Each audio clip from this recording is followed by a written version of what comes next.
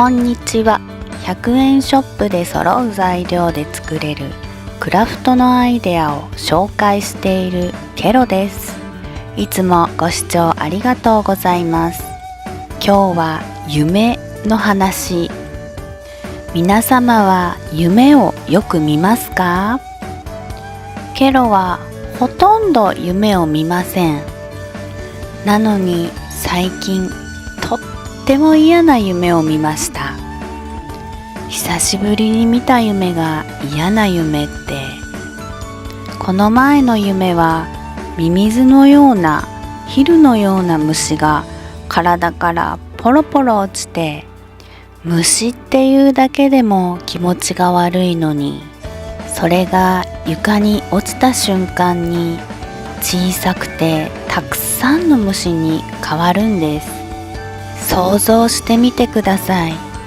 ヒーってなるでしょう。朝最悪な気分で目が覚めました。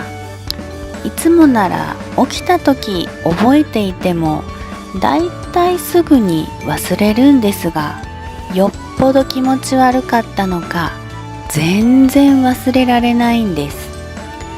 その次の日、また夢を見たんです。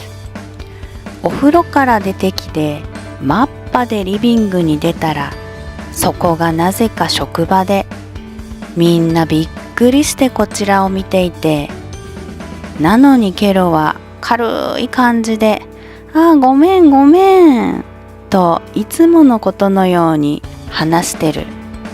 真っ裸って自分をさらけ出したいのか？欲求不満か？朝とても恥ずかしい気分で目が覚めて、その日はなんだか一日中落ち着きませんでした。嫌な夢が2日続いたので、目が覚めた後も疲れてるのか？